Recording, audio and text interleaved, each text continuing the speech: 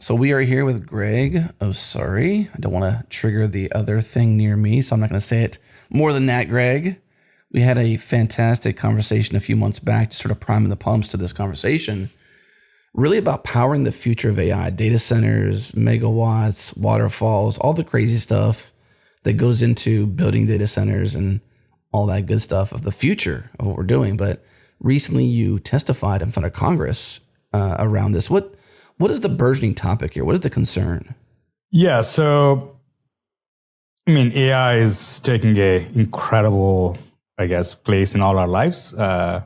And while there's amount of progress that's being made from, let's say, solving cancer to securing the homeland, all that progress comes with an enormous cost, and that's in energy, right? So the amount of energy we need is reaching a point of what we call crisis. And President Trump declared energy as a national emergency recently. So I was invited to testify before Congress on this particular subject as to how much energy is being consumed by AI and what are possible scenarios in the future if we don't do something about it. And what are some of the solutions we think we can try out nationally as well as internationally to solve this crisis? So yeah, it's a great opportunity, and I think like my testimony covered pretty wide breadth. I went into the report from Department of Energy, the official sanction report by U.S. Congress, which was conducted by Lawrence Berkeley Lab, and happy to get into it if you want. Well, I'm interested in just how much energy we're going to need, or how short we're going to come up. I did read a 40% figure, I think, in your testimony. So Department of Energy, it's a government organization. It's known for its conservative estimates, not real actual estimates, we call them. Mm-hmm. The conservative estimates amount to about 500 plus, I think 508 terawatt hours by 2028. For context, that's about 12% of US energy consumption for AI. The problem is, and that's a huge jump from 2026, I believe, and we consumed about 4.4% of energy. So it's an incredible jump in terms of percentage consumption. And number two is, the problem is the US grid grew about 1.2% in the last 20 years. So the challenge is the grid is not growing fast enough to service AI workloads.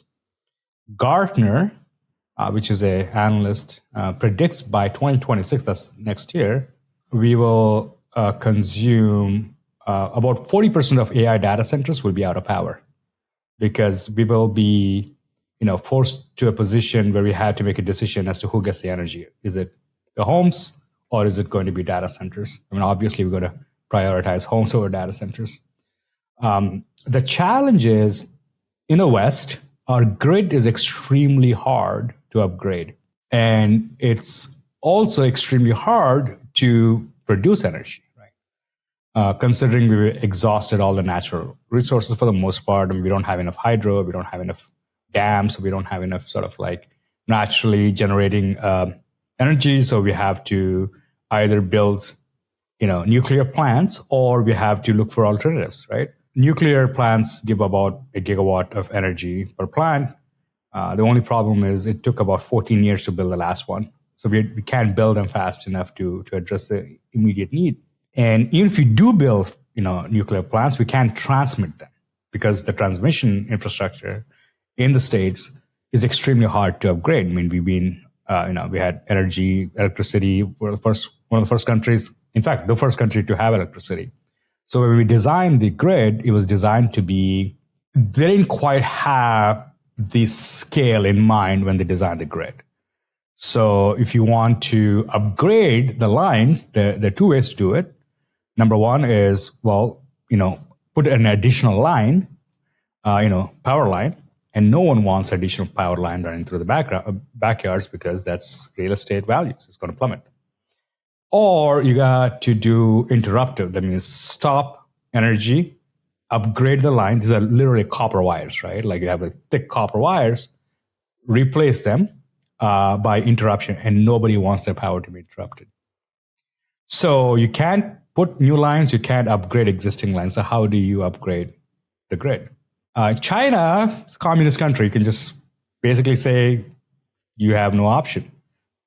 America and the West in general, or Western democracies, is very, very hard to upgrade lines because it has to do with property rights. So the third option is to underground, right? And that seems to be a feasible option, but the cost is so high that you have to literally justify how you're going to dig a line under the ground and upgrade infrastructure there. So either way, it's extremely challenging to upgrade infrastructure in the US. So you can say, oh, maybe we can do renewables. Well, renewables, if you think about it, solar is terrible at utility scale. And if you do utility solar, you end up with the challenge of transmitting energy. So you can't have large swaps of solar panels, and the expense of storage, which is batteries, is super expensive. And you need more energy to cool the batteries, so the efficiency goes down. So solar is not really an option right now at utility scale, right? Solar is good at residential scale. And you really don't have, wind is not practical because it's very location specific. And if you do have wind, you're not able to transmit. So now we're in a limbo as to what to do with the energy problem. So there's no easy solutions, let's put it that way. And it's not stopping. So right now, the only solution is burning fossil, right? Mm-hmm. So if you look at the XAI data center that trained Grok 4, has about 150 megawatts of capacity in Memphis, Tennessee. They consume about 7 megawatts from the grid. The rest, they're burning gas, LNG, to power data centers. Well, the effects of that is increasing respiratory conditions in the southern Memphis area. There's a new lawsuit. That's, I guess, I'm not sure what the status of it is. I think the Southern Poverty Law Center is sued XAI about health issues that are coming out of these data centers. We just heard yesterday Sam Altman tweeted out saying that they have acquired 4.5 gigawatts of capacity in Abilene, Texas, in partnership, I believe, with Oracle. For context, 4.5 gigawatts is about 5 nuclear facilities equivalent. There's no way in hell they're getting that from nuclear because, we don't have free nuclear plants in America. I mean, we have about 96 reactors that are consumed 93% of the time, fully consumed 93% of the time. There's no nuclear reactors energy. So where do you think they're getting the energy from? Burning fossil. Now, that much amount of LNG will produce about anywhere between 2.5 to 2.7 million tons of carbon, net new carbon into the environment. And that's equivalent to about 2/3 of all the CO2 emissions from Vermont. So we can shut down Vermont. 2/3? 2/3 on 2023. That's more than half, right? It's more than half. Just check. Yeah, that's more than half. So over 66%. So you got to pick CO2. Vermont or OpenAI, right? I'll choose ChatGPT. So, we're talking about Vermont being a very agricultural heavy, state with a lot of methane and all that. Just to give you context, this is one data center we're talking, one company, right? Mm-hmm. So put that with the heavy competition between, what's his name? Mark Zuckerberg tweeted out saying, or Facebooked out saying that they're going to build a data center bigger than Manhattan, right? I don't know if you saw that tweet. I did not see that. Everybody is competing. Yesterday, Elon Musk said they're going to, in fact, they're going to get about 5 million GPUs by 2028, I believe he said, or next 5 years, so maybe 2030. 5 million GPUs, he said 5 million H100 equivalents. That's five times 1 kilowatt, right? 1.2 kilowatt per GPU. Just to give you a brief idea as to how much compute or how much energy we're looking at. Oh, sorry, 50 million. Sorry, I take the number 50 million. Not 5 these million, these numbers are 15, so big. 15? 50. 50. 50 million. So 50. 10x what you originally said. Yes, apologies. I mean, these numbers are so large. It's Hard to actually hard for fathom. me to 50 fathom. million GPUs. For context, NVIDIA made about 2.5 million H100s in 2024. So, not financial advice, but NVIDIA, I believe, is going to be extremely beneficial. You think the stock is high now? Now wait till you see the GPU demand that's That spiking. GPU And you need order that. coming from XAI. And why you ask me why do you need that is because historically speaking, we looked at data all the way from 2013, and looked at the amount of energy we need to train state-of-the-art models, right?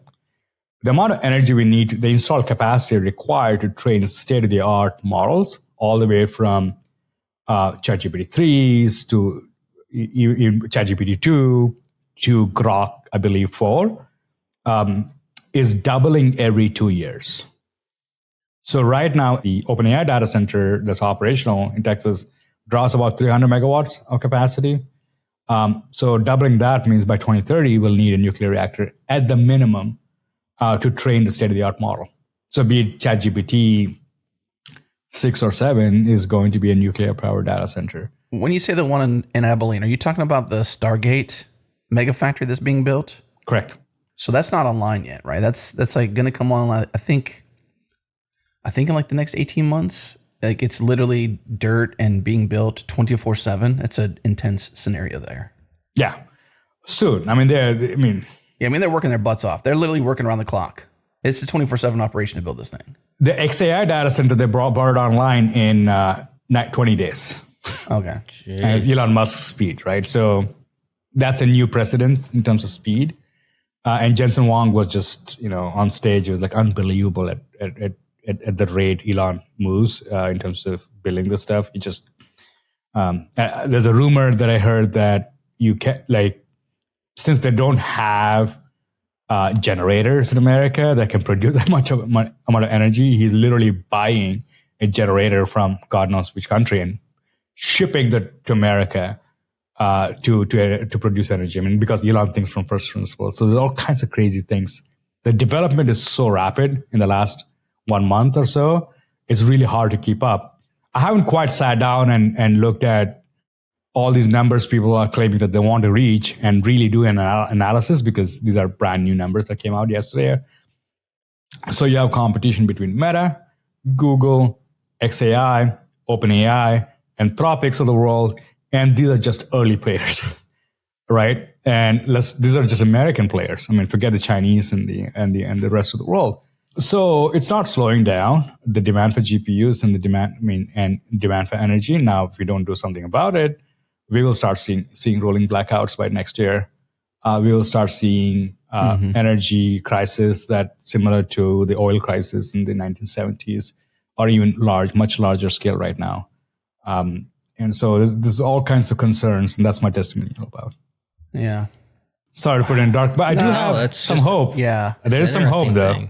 What I think is interesting, though, is that one of the things you mentioned in your testimony, I just glossed through some of the details from that, was that, while you said all those things and while you mentioned all those human nature feats we must somehow navigate, because there's no putting this genie back in that bottle. It's just not going to go back there, right?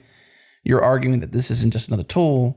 This is becoming foundational, like electricity or internet. Like this is a foundational thing. So we can't not solve this problem. And I know we have politics and countries and political powers and stuff like that. And I just wonder, how do we unite humanity around this movement?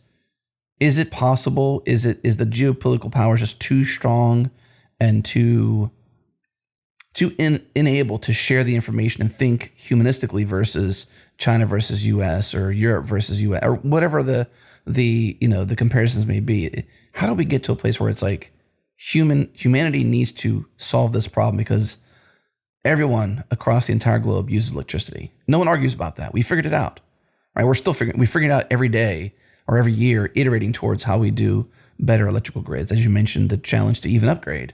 How do we unite around this as a human race versus a country or geopolitical? There are two challenges to overcome, the way I see it. The first challenge is people are fatigued with the AI, with the climate activist agenda. So anything that's related to climate or carbon emissions, like I'm a pragmatist. See my testimony, I was like, well, this is a situation, we can't sacrifice progress for other things.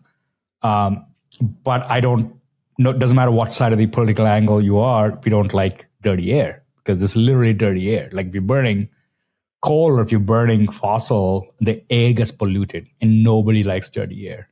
That's my concern, right? Others, carbon emissions, questionable and whatnot. So that's a challenge. How do you rally politically a crowd that's fatigued with this agenda, the climate agenda, over the last decade or so, right? That's one, right?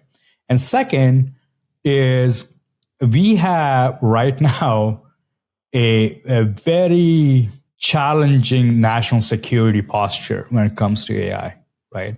China is outbuilding, and they're doing a phenomenal job with renewables and whatnot. I mean, don't quote me on these numbers, but somewhere I saw a stat where they're building more solar every year than the entire U.S. grid, or they will be in a few years.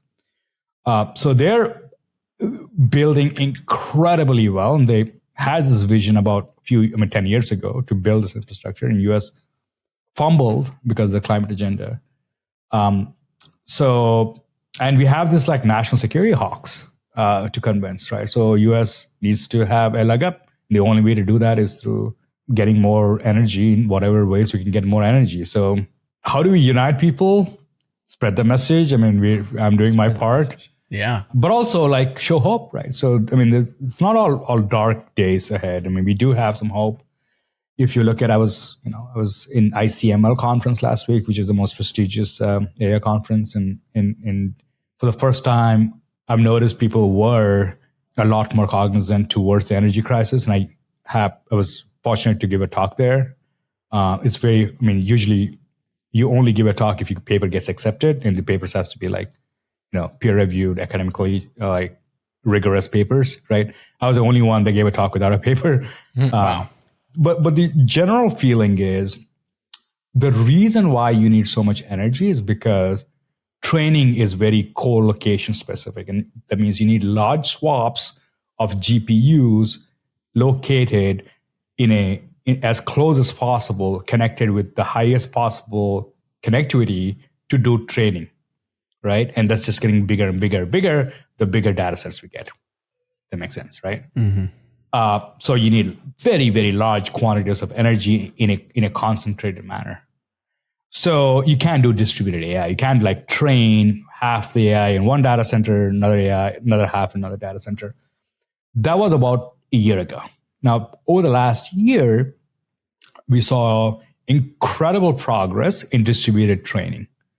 It's not quite as good as the non-distributed co-located training, but the results are very, very promising. The three main areas that we are seeing progress in. The first is low communication algorithms, we call it. What that means is by reducing the amount of communication required by different layers of AI when you train, you can reduce the need for connectivity. So you can have multiple GPUs in different data islands, we call them, and somehow train them. So using this method was proposed by Google DeepMind, which is the most advanced AI lab in the world, arguably. They created Transformers, which is a GPT thing. DeepMind proposed a framework called Dialoco, which another company called Prime Intellect implemented that and actually was able to train a 32 billion parameter model. For context, Llama, which is the first open source model, was about 15 billion parameters. So it's a little bigger than the first open source model. Still not state of the art. Another context is the GPT-3 was 150 billion parameter model. So it's far behind GPT-3. GPT-3 was the first model we used for ChatGPT, which was a head turner, right? So we are far behind, but 32 billion parameter fully distributed is a great, great outcome. Another company called Noose Research, which also has another algorithm called Distro, similar. They were able to train a 15 billion parameter model. Now they're training a 45 billion parameter model, fully distributed. Another promising company called Pluralis. This is, it's very, very excited about this company. They figured out how to do the second level of optimization, which is fault tolerance and asynchronous training. I don't want to get too deep in the weeds as to why this is important, or how it works rather. Why it's important is using what they figured out, which has been a very challenging problem to do asynchronous machine learning training. Asynchronous means it lets know. So machine learning training or training right now is heavily homogeneous. That means if you're using H100s, you have to use H100s across the board.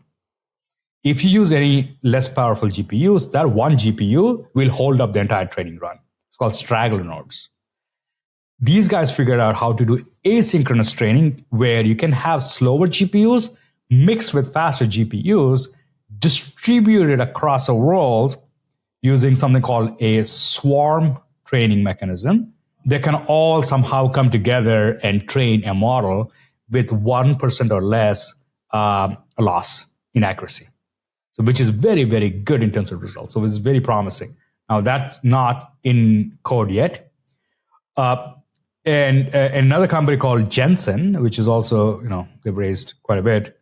They figured out how to do another fault tolerance mechanism similar to Pluralis did. So, and there's other companies that are doing like zero knowledge proofs for gradient synchronization. So what that means, you don't have to verify all the gradients, so the gradients can come from, you can verify all the gradients without using zero knowledge proofs and whatnot. So the point being, there is a lot of work that indicates distributed training will become a reality by end of the year. By end of the year, we will produce a model as good as GPT-3. By end of next year, or maybe going into 2027, there's a good chance that we'll be able to produce a state-of-the-art model, fully trained, distributed, or decentralized rather. And decentralization on top of distributed models give you incentives. If you all know, Bitcoin is the largest supercomputer in the world, right? Why? Because there's an incentive structure to compute to Bitcoin. Similarly, if there's an incentive structure to contribute your compute to train a model, there is a possibility we may actually outcompete OpenAIs of the world, because now you have the public, right? And there's lots of GPUs around. Maybe I have a 4090 here, a gaming machine. I have a Sony PlayStation that I barely use. This has got powerful enough GPUs. And I've got, there's so many GPUs out there that were discarded by OpenAIs because they're not the latest and the greatest. There's older GPUs that are functional, they're still around. And the best part is we can distribute GPUs. Now we tap into energy when available. It's not like we don't have enough energy. We just don't have enough concentrated energy. What that means is, during the day in California, California, I think roughly takes about 60 gigawatts of energy, right? The installed capacity.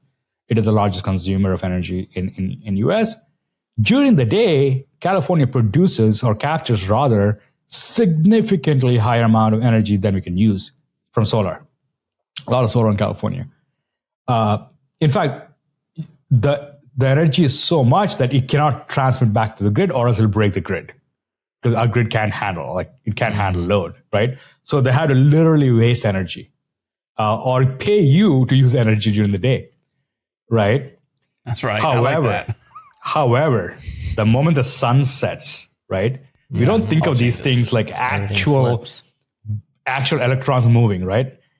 They have to turn on all the non-renewable sources during the night, be it nuclear, be it coal, be it LNG, be it whatever source, to power homes within a matter of seconds. If they don't do that, you will have a rolling blackout, and it will destroy the grid. Our energy grid, or grid in general, is so fragile if you think about the actual operations that happen. And if you study the grid as much as I've studied, you would want to go full sovereign. Like, I'm building a house in Texas that is completely off grid because it's so fragile. I can't emphasize how delicate this world works. Yeah. Right? Everything just set a little balance. A little extra thing will destroy the grid. So there's also a lot of money to be made if you can actually supply energy right when the cutoff happens from like renewables to non-renewables in the evening. There are companies like Daylight Energy, which is a deep-in company, and there's another company called Base Power, based in Austin, started by Zach Dell, which is Michael Dell's kid. There's a lot of really cool companies that are coming out now that can do arbitraging for energy. So there's lots of stuff that we're working on with Akash as well. That happy to get into to solve this crisis. Such a big topic, man. It's so. That's why I was telling you, Jerry. Like when I sat down with him, I was like, "Oh my gosh!" He almost made my head explode. I think we talked for like 2 hours. Didn't we, Greg? Like, it was a deep conversation. I feel like I took a ton of notes. I cannot wait to talk to you on this podcast. Do you recall? Tell me if you probably read this book from Thomas Friedman. It was back in I think 2008.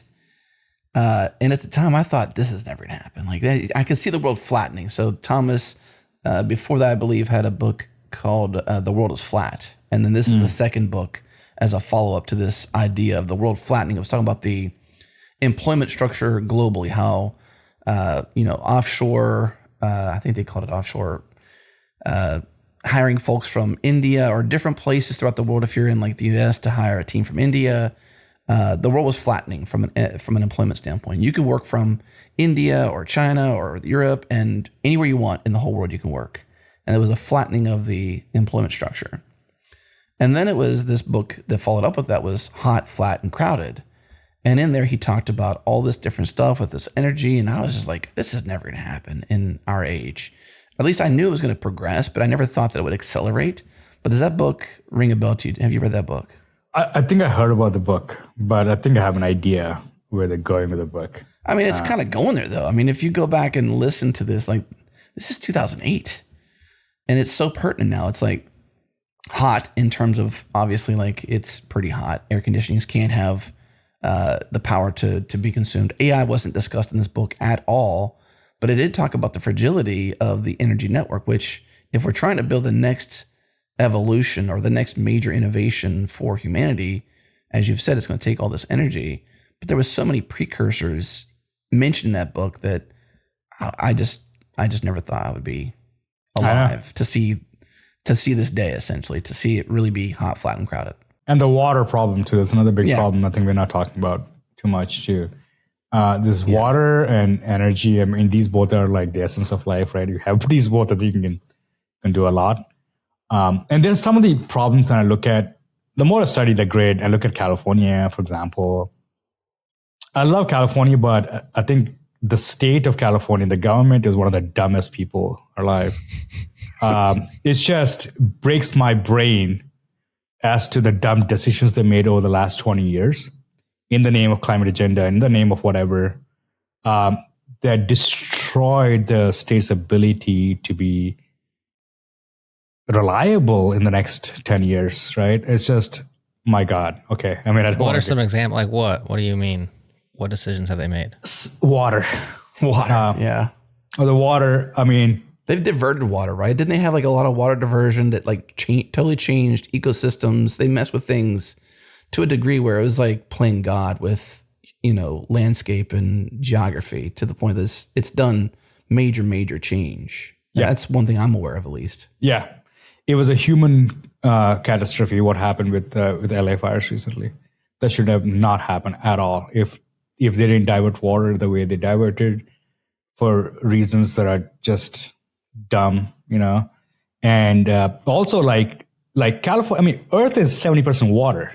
If you think about it, why are we not using the water? Well, it's salt water.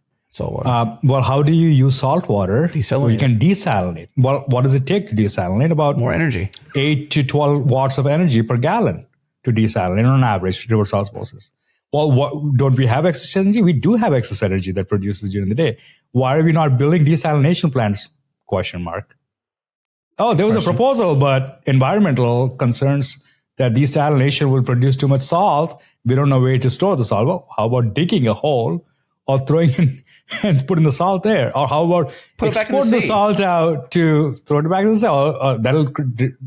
That will destroy the reefs. Okay, sorry. Yeah, imbalance. But there's so much.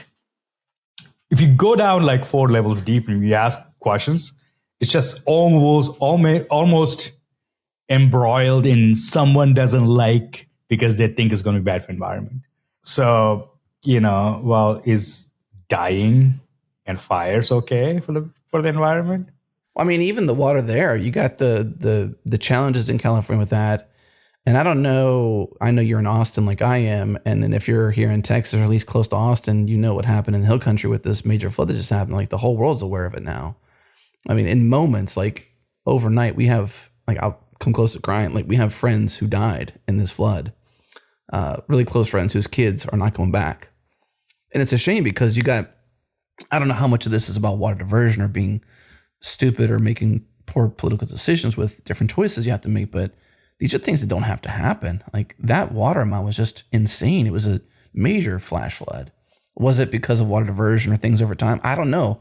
But what I can tell you, and you know this, is that we are constantly, I don't know how much in Austin you are, but over here in Dripping Springs, like west of Austin, we're constantly in a state of drought up until this flood, basically. It reinvigorated the aquifers. Like it's not back to normal, but Lake Travis is actually a lake again. It's not very little water and a few islands and boats in the land out there. Like it was laughably not a lake, Yeah. And now it's a lake again. So I don't know how this plays into it, but that's a pretty big deal to the power of I haven't water. looked into the actual like flash floods and the reason. There are a few speculations out there, but it's very sad what happened. I mean, we lost someone from our neighborhood as well, a little girl, 8 years old, at a camp. It was so sad because they were little girls' camp, and I have a little daughter, and it's just like it hit me. Mm-hmm. Yeah, man. I live in Westlake right now, so it's we don't have. Yeah. Then in Westlake, you know how close we are to the water challenges here. I mean, so you mentioned water challenges in California, but they're also happening here. I mean, even our own expansion is. We could claim that Texas doesn't have too much ocean except for Houston. I mean, so you can make a claim that, well, we don't. I mean, our sources of water is just rainwater capture. That's what I'm doing in my home, right? True. Yeah. But California has an entire coast, so it's like the dumbest problem. Like, yeah, I do. Agree with that. And most of the population lives in the coast, in California. Mm-hmm. So you have most of the energy production, happening at the coast, and we instead of burning energy, why don't we just desalinate water? That's what Israel does. I mean, that's what Middle East, they're building oases in the middle of deserts in Saudi Arabia. Sorry, excuse my French, but it just makes me so mad looking at the things people could do with energy, like in the desert, versus California is one of the most fertile places on planet Earth and most beautiful places, right? So either way, there are a lot of problems, I think, with enough motivation can be solved. I hope California state will take energy more seriously. And one of the worst things they did was to ban all fossil vehicles from 2030 without thinking about how they're going to upgrade the grid. Along with the AI challenge now, with the EV challenge is catching up. So states that have EV mandates in terms of production mandates are going to suffer the most with AI. And I think it's just going to get worse and worse, the energy problem. So I read a couple of weeks ago about microreactors. Is this something on your radar? Microreactors. Oh, yeah. I invested in a bunch. Looked into a bunch too. So this seems like, okay. It doesn't seem like there's one big solution to all these problems. It seems like perhaps there's this litany of smaller solutions that all work together. Even your description of the companies trying to do swarming, trying to do this other stuff. What if we could decentralize and incentivize your average Joe or your small business that has some GPUs to make them available to the network so that you can use them and draw energy when it's not a peak time, et cetera, et cetera, et cetera. Like all these things together might approximate a solution. And I'm curious if microreactors, or there's also small nuclear reactors, which I think are bigger than microreactors. I'm not an expert here, Greg. These things might be additionally on site. Like we got a new plant, we got a new reactor for that plant, and maybe they're small enough. These are like semi-truck size, I believe. Yeah. To actually solve, a little slice of the problem. Yeah. I mean, I'm very pro next generation energy generators, right? So I've looked into quite a few. I've invested in quite a few. I wouldn't consider myself an expert. I mean, I don't have nuclear physics as my subject expertise, but I've looked at it from progress standpoint. Mm-hmm. Progress has been extremely slow on these things, right? There are very few companies. There's NewScale, there's GE, there's Westington, I believe. There are a bunch of them. And the progress has been extremely slow. There's enormous regulation for nuclear. I mean, right now, so there's something called interconnect network in America, right? So interconnect network is the network maintained by Department of Energy. Whenever there's a new energy source, you have to register that with the interconnect and get an interconnect approval. Doesn't matter if you're using that energy locally or whatnot. So the interconnect queues for nuclear is about 10 years. Now you can deregulate, but nobody wants to deregulate nuclear. So nuclear, even though the first nuclear reactor built in America took about 14 days, the last one took about 14 years. Most of them is just being regulated because it's a very dangerous, very challenging. It seems like the sentiment around nuclear. Now I'm in the Midwest, so maybe I have that color of sentiment versus elsewhere in the country. It seems like the sentiment towards nuclear is changing because I definitely grew up in the 90s and early aughts where it was like nuclear, bad, scary, big mushroom cloud in the sky. And that's definitely not what your average Joe and Jane think today about nuclear. So you think maybe what do they say? Politics is downstream of culture. You think that some of that stuff would start to move the needle. Absolutely. I mean, nuclear is a lot safer now. I mean, nuclear is my favorite source of energy. It's very clean. It's very safe. We figured out a lot of uses, even with the nuclear waste disposal. I invested in another company that does isotope fuels. But the challenge in nuclear is it's great in every way. I mean, if we can solve the regulation problem and if we can solve the public perception problem, I think we have a winner there. But the fuel enrichment is very, very hard. It's very hard to get fuel. Africa has there are parts of the world that has fuel, but all that fuel is controlled by China. So China has done a phenomenal job over the last 20 years in controlling rare earth minerals, including nuclear fuel. They control the entire supply chain. They bought companies that do this. They bought the mines. They bought the ports in Africa. They bought the whole 9 yards for nuclear. Because US and the West fumbled on nuclear, the nuclear producers, the supply chain, went towards the buyer, which is China. So there's a geopolitical, look at Trump talking about rare earth minerals, talking about making deals with or liberating Greenland or deals with Ukraine, all that mostly is for rare earth minerals, right? So including nuclear. Even if you have a nuclear reactor, getting fuel is next to impossible in America. We don't have enrichment facilities in America no more. We used to. So we had to rebuild the nuclear capabilities, like energy capabilities. So I don't know how long that's going to take. But with the latest advancements, we have isotope reactors, which one reactor is based on uranium-233, not U-235. So it's basically thorium. So thorium is a side product, a nuclear waste, that has a half-life of 400 years. It's still a very, very good source of energy. So if you can put them in a battery, a company I know is doing that, you can effectively create nuclear batteries that last 400 years. They can be placed anywhere in the world without worrying about waste. So there's all kinds of new things that are coming up in the nuclear space. Fortunately, there's more investment from DOE that's going into nuclear space now. With this current administration has been very pro-nuclear as well. So there could be good news in the next 4 years, depending on how the market goes. I've seen increased amount of investment, and I know my friends are investing quite a bit in energy. SoftBank alone, we had SoftBank, Javier, who's one of the key persons in the Stargate program at Akash Accelerator conference in New York, and he had a lot to say about nuclear and nuclear-related energy sources. So all in all, I'm very pro-nuclear, but I'm not very bullish on the regulatory landscape to move fast enough to address the need. And right, to avoid the impending doom, like the crisis, which will hit here soon. Fairly quickly. So 2 years, you said a year, 2 years? 2028, that's what the DOE talks about. 2028 is when. 26 is when we'll start seeing we got to make choices. Rolling blackouts. But 28, you're going to see bigger crisis. 2030, I think, is going to be even hard. I'm more hopeful on like the offshore wind. Wind is the cheapest form of energy, hands down, right? If you can get your proper wind, I mean, it depends on how windy an area. Right now, we look at Des Moines, Iowa, which hosts the largest wind-based data center, which is owned by Google. Has about 500 megawatts. It's almost half a nuclear reactor, all from wind. And that's a marvel. I mean, we don't know whether we can do that again. We have that location good enough to be able to replicate what Google did in Iowa. But How many offshore windmills wind, does that require? I haven't looked into it, Yeah. but it's quite a lot. I mean, 500 megawatts is a lot, right? So offshore wind is very promising, actually. So there's a lot of wind on the ocean.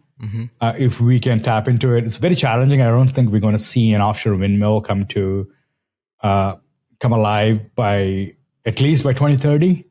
So there's a lot of promise, right? There's quite a lot of using waves as energy form as well, because the ocean waves are very, very good in terms of like capturing energy. There's all kinds of cool things people are working on, right? So I'm hopeful that we may be able to find a solution, but I'm not hopeful that we'll do that fast enough.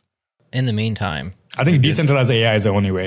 I mean, I don't see. I mean, I've looked at every possibility, right? Look at every possibility, lay it out, and there is no magic solution to get more energy in America in the next 4 years. Like, well, let's say that you decentralize. I'm not saying you, Greg, but you, the royal you, people working on decentralization, get that working.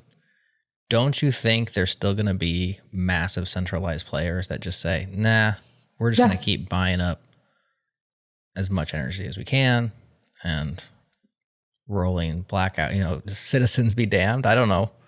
Yeah, there will be. I mean, there will be a lot of players that'll go after. There will be a lot of protests, energy protests that are going to be like after this. I think there's going to be a political, when people start getting sick and dying, like in Albany, Texas, I'm really concerned about the amount of, I mean, we're talking about a 4.5 gigawatts facility will produce as much exhaust equivalent to exhaust coming from 2 million cars. In one place. Crazy idea. Okay. This is stupid. It won't work. But stupid reptilian brain says, can't we just build this massive flexi pipe, I don't know, that goes up into space and exhausts it all into space, because space is just forever. I mean, it's a dumb question, but is there possibly like to exhaust out of the atmosphere? Well, you can. There's easier solutions. You can do carbon scrubbing, like you can recapture, scrub. I mean, there are possible solutions, right? I don't know. It's a dumb idea for sure. Okay, science fiction. I mean, it's possible and it's not. I mean, think from first principles, right? Like, there's something Elon would think, right? Like I've removed all the limitations and like think as big as possible. Carbon recapture could be a solution. I don't know how effective and how it would work at 4.5 gigawatt scale, but that's a lot of carbon. I don't even know the carbon footprint of producing the carbon like capture devices, right? So, but no one is talking about them. No one is even doing it, because I would imagine the cost is so prohibitively expensive to do these things that is going to outweigh the $500 billion that you have for building your data centers, right?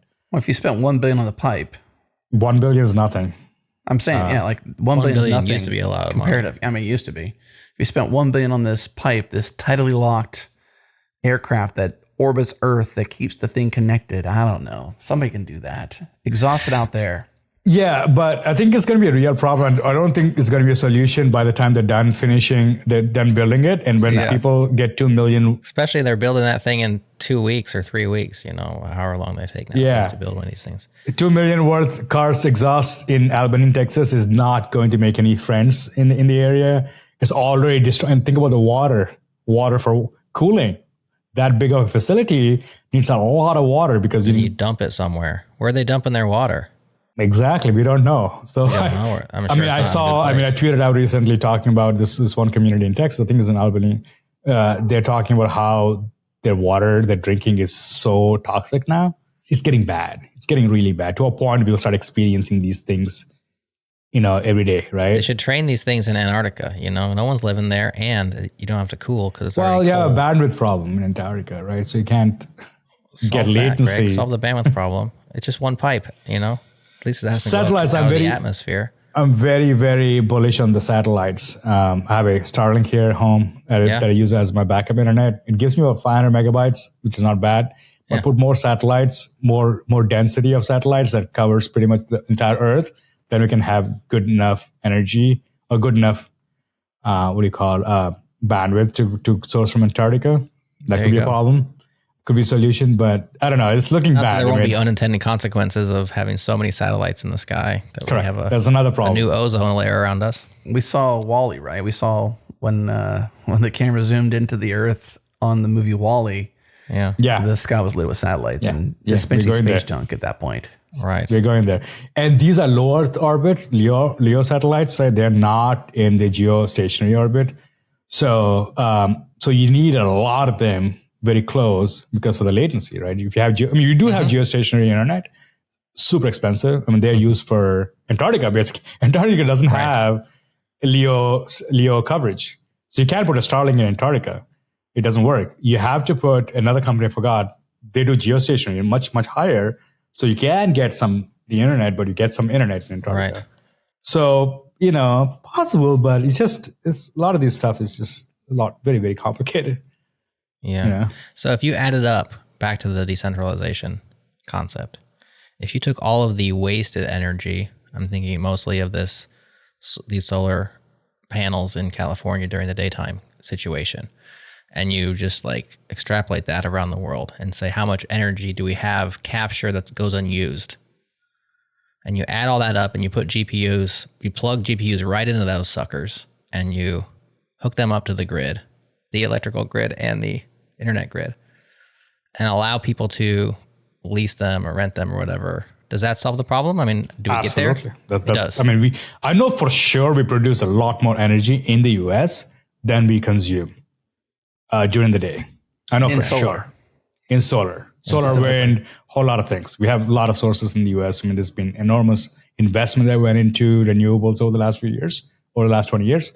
That is a phenomenal solution. That's what we're going towards, right? So why burn energy, but instead use that energy to train AI where it's windy in Kansas, move the AI workload there. When it's sunny in California, move the AI workload. The AI workload has to be elastic and has to be asynchronous. It has to be these things. So that's why I'm particularly excited about the progress with distributed training, because now we can have elastic workloads that can move where there's energy aware schedulers. So Akash, we're developing one of those. I'm sorry, forgot to tell you what we're doing here at Akash. Sure. We are developing an energy aware schedulers that will pick the lowest energy. So we'll start advertising the cost per energy now. Okay. There are lots of data centers in US that can give you 1 cent. Economics wise, right? If you're... Yeah, give me the cheapest thing I can get. Right, it's the cheapest thing. It's actually beneficial, not only for the environment, but for your pocket. So that's where capitalists come into play. Wind will give you 1 cent per kilowatt hour, which is the cheapest possible energy you can get. Solar, depending on the setup, right? Depending on the battery cost and a whole lot of things. Solar, you can get very, very cheap. And if you can arbitrage, you can get for almost zero. LNG, natural gas will give you 10 cents a kilowatt hour, 10 times more than what you would pay for wind. Diesel will give you 32 cents a kilowatt hour. It's the most expensive option. That's use diesel as a backup generator. The grid, depending on where you are in California, I believe is 20 cents a kilowatt hour. The grid, right? If you're just plugging from the grid, which is diverse sources. Texas is significantly cheaper. I think it's 10 cents or below kilowatt hour. So just from pure economic standpoint, it's the cheapest thing is to go where the energy is cheap. I like the idea of the workload moving where the energy is prominent at the time it's prominent versus co-locating and destroying, because that seems just terribly bad. Using natural structures, and obviously the sun, thankfully in our lifetime, is not going to go anywhere unless there's astrophage, which is science fiction from the book Hail Mary that's coming out as a movie soon. It's going to be amazing. I love that book. Astrophage essentially ate the sun, and we had to combat it. When that happens. Yeah, it's a terrible thing. But so in our lifetime, and barring the science fiction from Andy Weir, we don't have to deal with astrophase. So the sun is going to be there, meaning that it's producing energy constantly, and it's the biggest source of energy. So leverage that thing that's not going to go anywhere, and it's natural. If I remember correctly, I think the sun produces the energy that hits Earth is about 177 terawatts of capacity just from sun. That's the current capacity. US entire grid is about 1.9 terawatts. So we have literally over hundreds of times more energy that we produce from sun. I think it could be more. I could be wrong. But the point is, there is this civilization scales, type 1, type 2, type 3 by Kardashev levels, we call them. I don't know if you're aware of this, but there's a Soviet astrophysicist from the 60s who defined what civilizations in terms of advancements they are compared to extraterrestrials and whatnot. So Kardashev level 1 civilization or type 1 civilization is a civilization that figured out how to capture all sources of energy on the home planet. Okay. From planets. So anything that hits the Earth, we should be able to capture. We're currently at 0.7 level. So we're not 1 yet. So to reach 1, that means we are an advanced species. We need to capture all the energy that we got and figure out how to use it. Because even though we can capture now, we don't know how to use it. But with AI, we can know how to use energy.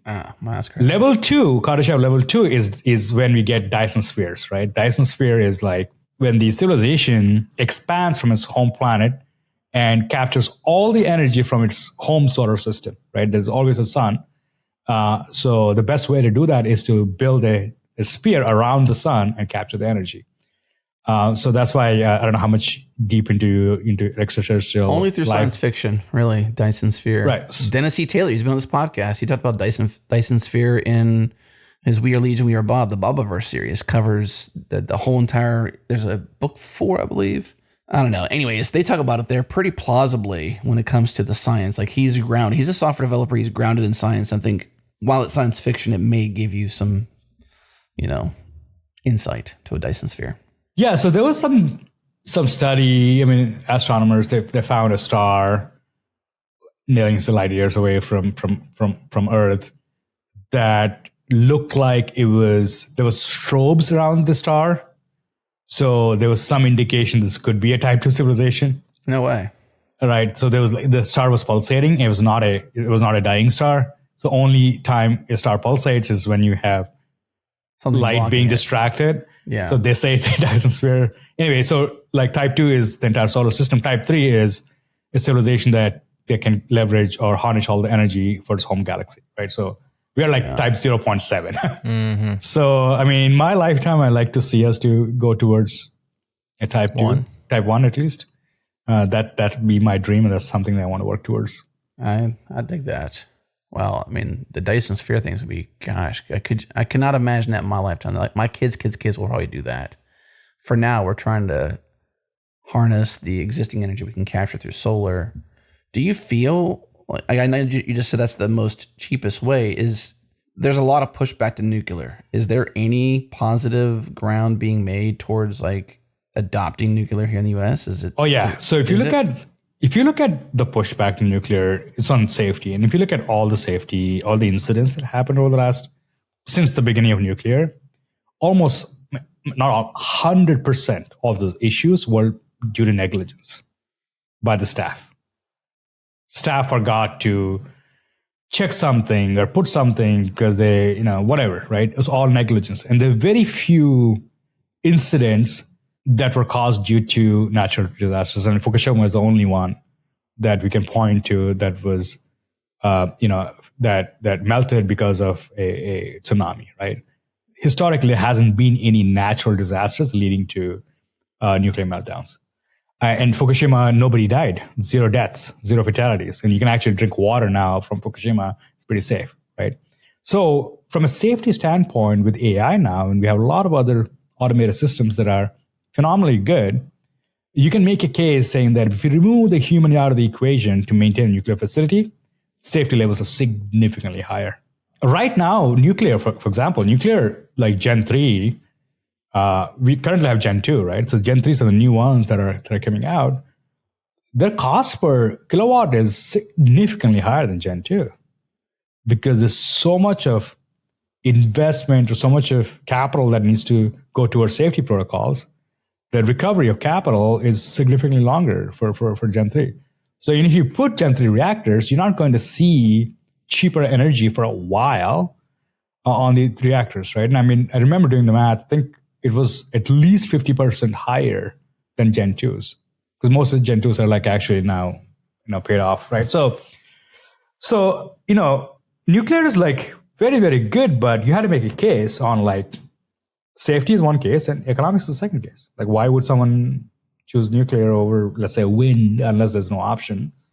Or nuclear is more expensive than LNG right now, right? Like from the Gen 3 at least. So you had to make a case, like, why would someone choose nuclear over drill baby drill, right? Like it's kind of sad. Yeah. So essentially it sounds like the most plausible best solution long term for all angles we've thought through really is solar, or capturing natural energy sources, water, wind, primarily solar, and then finding a way to decentralize and allow the workload to move elastically throughout the world, to train, to inference, to whatever, to handle this push. That's the best where you're at least. Is that what your argument is? That is my argument. That is my argument. And we're not waiting for people. We are executing on this strategy. I've testified before Congress about a potential solution. And also we announced this program called Star Cluster Program at Akash Accelerate.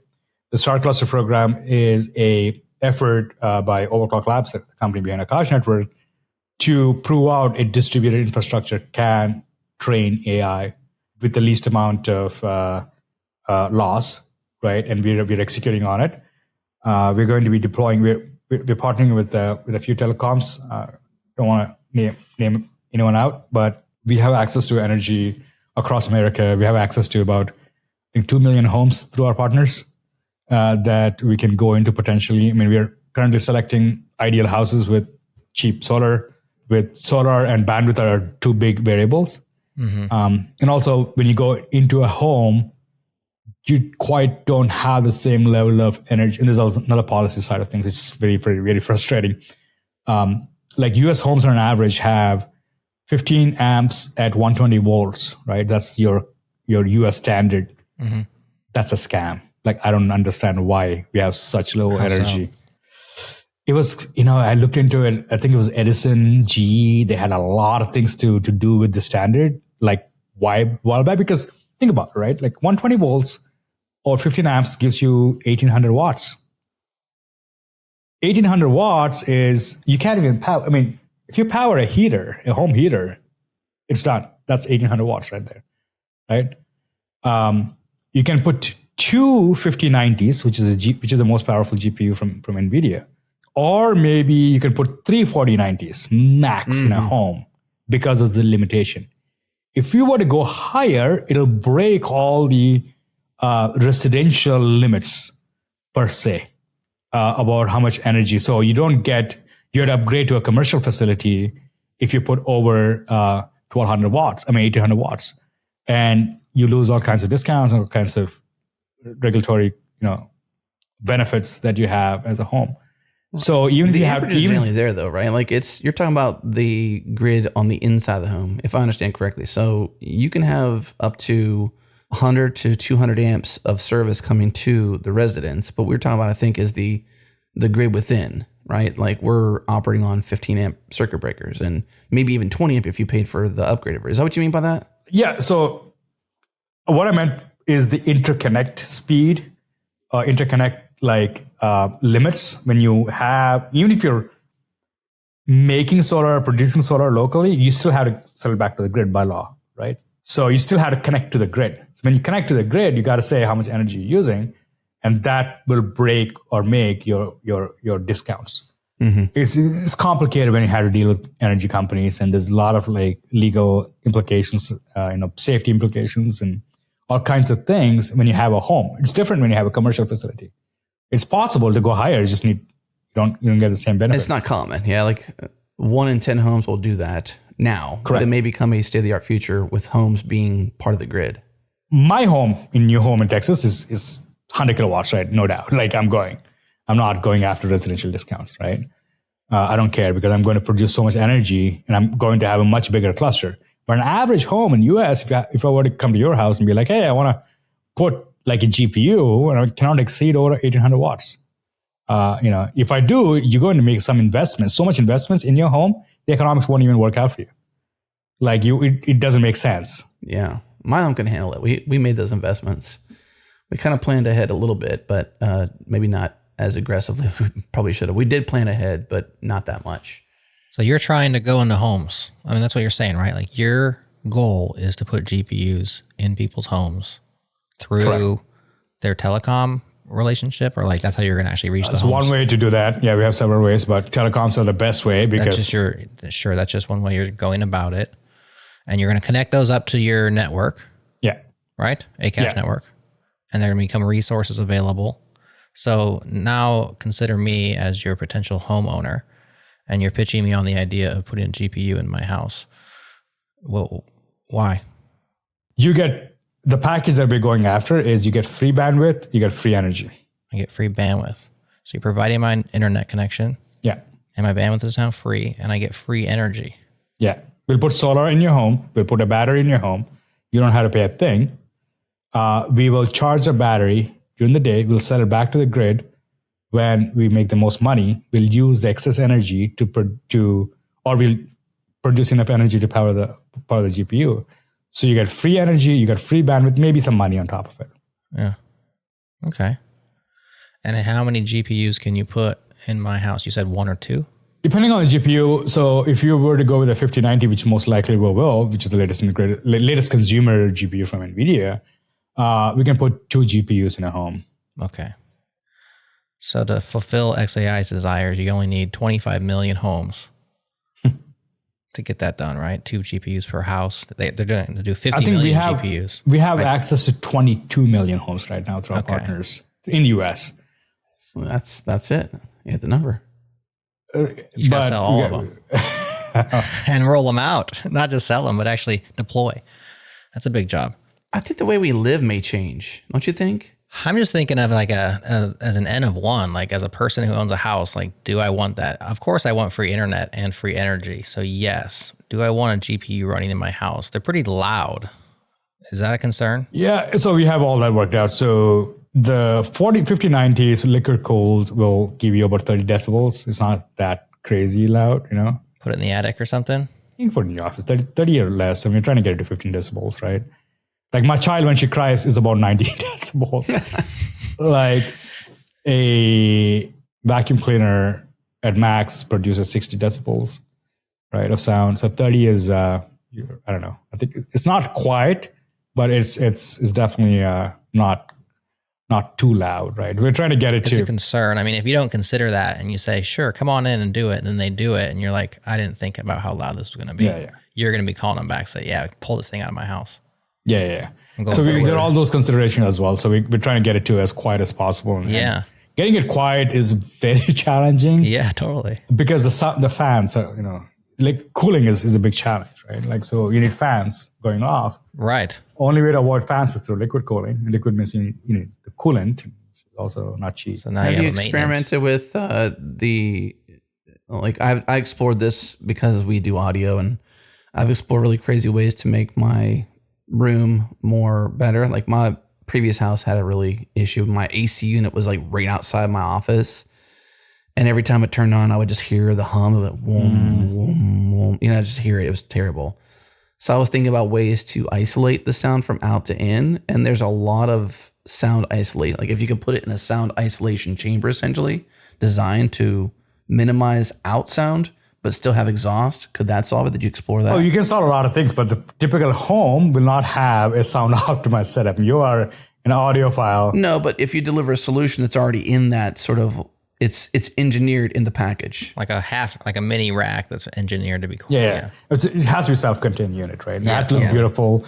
For a home, it has to look pretty, right? It's a consumer device and has to incorporate everything in a single board. So it's not the easiest thing to design, but we're on it. So we have a home, aspiration. I would call it aspiration because we haven't announced a home product yet. We're still in design, but we are going more aggressively with the data center products first. One of the cool things we discovered was, we have access to telco edge networks, because telcos have data centers pretty much in every urban area. Even small towns, you have data centers for telcos. That's how Comcast and all these guys deliver the internet, right? So there's quite a lot of connected energy. A lot of them are coming from renewables. So these guys have done quite a bit, which is very fascinating. They have large networks built out all over the West. So we'll probably tap into that in the early days, in the first phase, in the next couple of months, actually, to prove out that we can do distributed AI, and then optimize, come to the consumer model.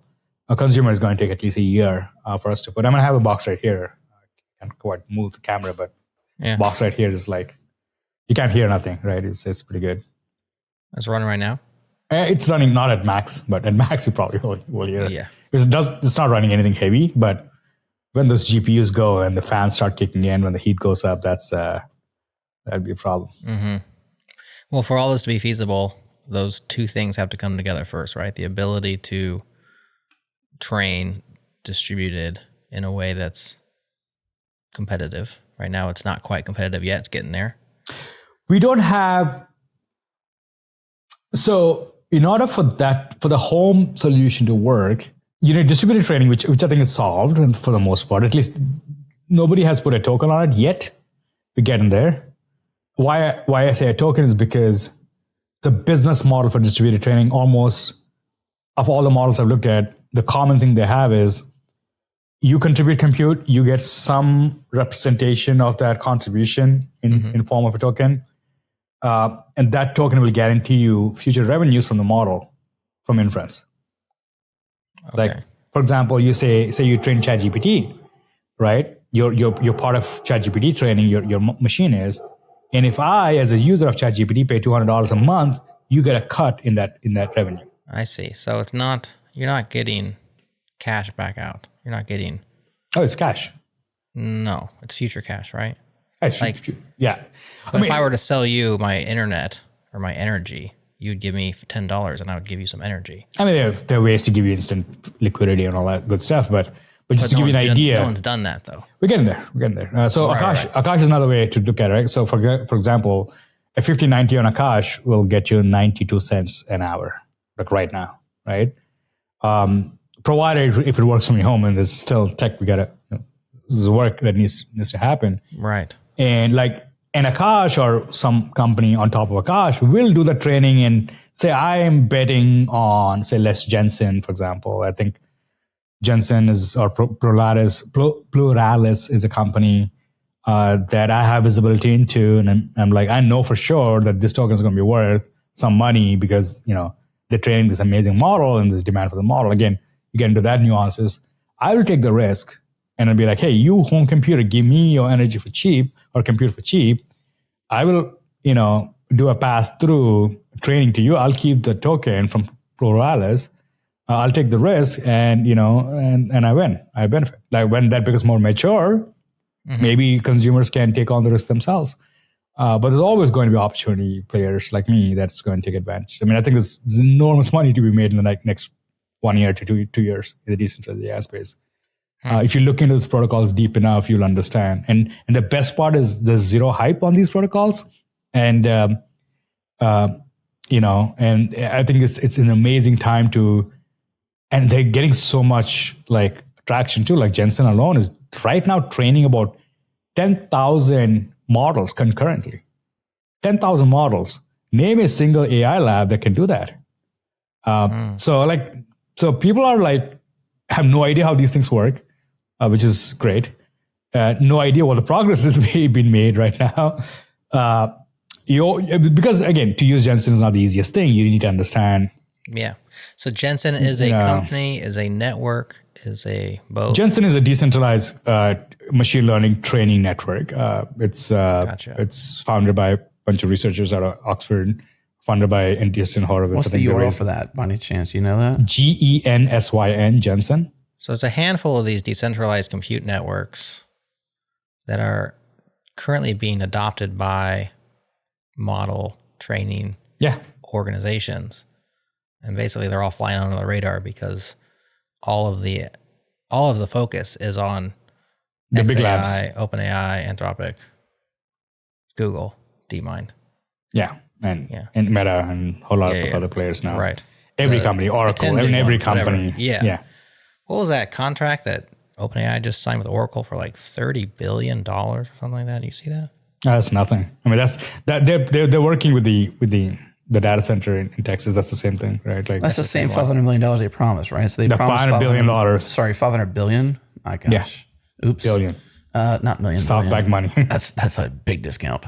500 billion was 500 promised. billion. They're 100 billion in, I believe, and with plans to do more once this facility's there, right? Funded by SoftBank. SoftBank is being very aggressive in the data center space. They're like Oh, $30 billion a year. That's the one I just read yesterday. a year, maybe. Yeah. OpenAI to Oracle, $30 billion a year. This is in addition to or next to the Stargate project. It's like a different thing that they just announced. Anyways, just it's hard to pay attention to anything when that kind of stuff's flying at your face every day. And that's what we are. We're like under the radar, which I really like. I love this time because I think we're like about to blow up very soon in this decentralized AI space. People that know kind of thing. And I'm getting as much exposure as possible, personally as well as corporate wise, to to this future, right? So we want to do small experiments in the home very soon. My home will be the first home, but I think we're going to have a few homes by next 6 months using the Star Cluster program. Star Cluster, is that what you call it? Mm-hmm. Fascinating stuff. It seems like the Bitcoin miners have been onto this stuff for a while, haven't they? I mean, they're all jumping ship now. Are they A switching lot over? of them. I mean, like these guys. I mean, CoreWeave was right. CoreWeave was a Bitcoin miner. Yeah. CoreWeave, yeah. We used to Remember be we met friends CoreWeave before. at them at the... We sure did, yeah. We didn't know who they were. This was last year at KubeCon. And we just walked up to them and we at their booth. They were kind of off to the side by the food. So we were over there talking to them and we were trying to tell them they should advertise on our podcast. He's like, we don't need advertising. I was like, what are you talking about? He's like, we have so much business. We can't even keep up with it. I'm like, who are you guys? What are you doing? Yes. Yeah, we got a bunch of GPUs. We're just leasing them out. We can't keep up. I'm like, interesting. And then next thing I knew, they're IPOing. So that was crazy. CoreWeave used to be a provider on Akash. The CEO was on a Slack DMing, selling his business. This was in 2018, 2019, 2020 until, and just 21, 22. I mean, not 22, 23 is when they started. My God, taking off like crazy. I almost thought it was a scam because we know the people really well. But then the scam was or at least like what seemed to be a scam was they were buying GPUs. They got a sweet deal from NVIDIA. They were buying GPUs left and right. These are called the neo clouds, right? So they're hyperscalers, which are Amazon, Google, so Microsoft's of the world. And the neo clouds are these new companies that may be around for a little bit or just popped out in the last few years. Are much smaller facilities with maybe like 10 megawatts to maybe, or under 50 megawatt access to energy. They can build data centers and understand finance. So a lot of them, like CoreWeave, what they did was they bought compute from NVIDIA, used that compute as a collateral to get more debt, use that debt to buy more compute, and so on and so on. So they over leverage or leverage very well. Betting on the fact there's going to be demand for compute. And if that didn't happen, they would have an incredible downfall. So they did take risk quite a bit in terms of leverage, and they levered up all the way to billions of dollars, right? And they were right about the demand. They were right about demand in 1 year. Yeah. So it seemed like these guys were unstoppable, and they were selling I think I remember they were selling secondaries for like at $12 billion valuations for like all the employees. So employees were getting out for the IPO. So, all these things look like a scam, but ultimately, I don't think it was a scam. It was actually kind of crazy. And it's very similar to what MicroStrategy does, similar to what New York real estate developers do, leverage. So it's not a bad thing if the demand goes up. Right. If the prediction goes the right way. The bottom falls out, and then scam. you crash pretty hard. Especially if you're, in the case of MicroStrategy with Bitcoin, it's like they themselves are also driving the demand. Whereas with CoreWeave, I guess they kind of also driving demand. It seems like they weren't. Yeah, there's a difference there. The demand is external. Demand. It's real Not demand, that MicroStrategy is the only one driving demand, but they certainly are driving some of it. And so, a big player. I mean, yeah. So I can't. Oh, Bitcoin has real demand, but AI chips and energy have real demand. It's very, very clear now. I mean, I would even I spend a lot more time now on AI and energy and below that sort of like area. And it's a very small area. And there's a lot of stuff happening in Texas because Texas is the energy capital of the world, especially Houston. So I'm spending time in and a lot of VCs that used to be crypto are also spending time on the space. I mean, Melton DeMorse is a good friend of mine. She does quite a lot of energy now. She's doing exclusive energy now. What's her name? Melton DeMorse. She was a co-founder with Grayscale with Barry with DCG. She was either the founding member or co-founder. I don't remember, but the early person there. Melton DeMorse now does CoinShares thing, and she started a new company called Crucible, a VC. So they are very, very good in terms of, I mean, she's very active in the space, looking at energy, looking at below data center sort of like stuff. And I was also pretty fascinated with the amount of disruption that's happening in this space and not too many people are looking at. The new companies that are focusing on data center management software, which nobody touched for like last 20 years. Because data centers were not the thing. It was a write-off. Right. They were boring. It was real estate businesses. They're write-offs, they're like depreciation write-offs for the most part, because that's what real estate is. And now, oh my God, if you have a data center, you're the hottest kid on the block. Everybody wants to talk to you. Like we work with so we obviously do site, hunting for data centers. We look at everything possible, right? We have to put our workloads. And the demand is so high. There's all these middlemen that let you get to data centers. There's a whole ecosystem around data center world. And they're just talking to these folks. The business is so crazy for these guys. And even people that build out the power infrastructure, a few companies, because once you put anything above a megawatt, you need a transformer, you need a whole lot of energy infrastructure, right? The companies that specialize in building energy infrastructure for AI, for data centers, and you cannot even get on a call with them these days. They're so hard to get by other companies. So it's a very, very profitable space. And I think, people need to look at it a little bit more if you really want exposure to the real AI, which is the energy underneath and the infrastructure and the picks and shovels, the energy designers, the consultants, and there are very few electricians in America. There's a crisis for electricians if you don't know that. There's a lot of sociology majors, not too many electricians. So sure. So being an electrician now is very, very profitable. Yeah, it's hard to get one to even call you back. I know personally. So if we go back to foundational things and first principles thinking, what could change foundationally that would somehow invert this demand curve? What are there black swan events? Are there changes to technology where all of a sudden it's data centers are not the hot kid on the block anymore? Have you looked at all that? Yeah. I think fundamentally it has to be technology. It has to be a new breakthrough. A breakthrough of distributed trading. It's a major area of research. People thought distributed trading was impossible a few years ago. Now you look at ICML, the conference, we had 6 papers that got approved in ICML. And getting a paper approved in ICML is a big feat. It is something people work towards their entire postdoc.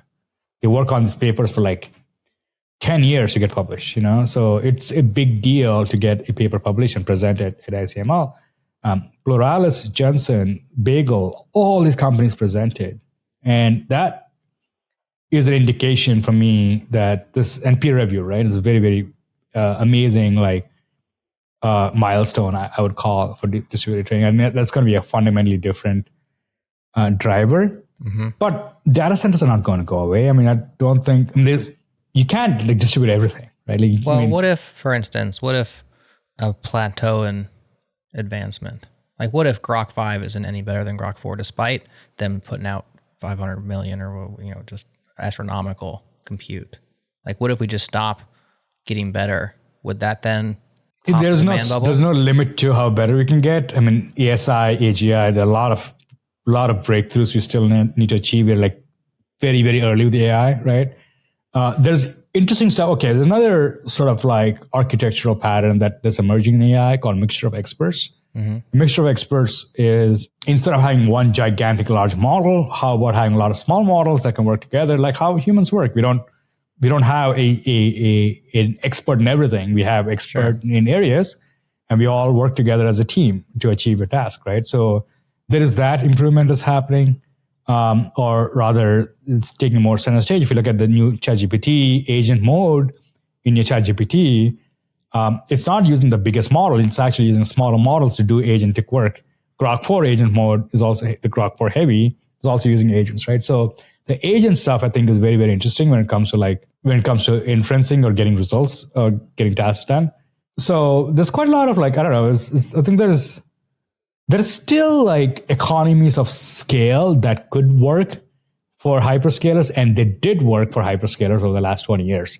It's just this new energy shock is not working out so well for now.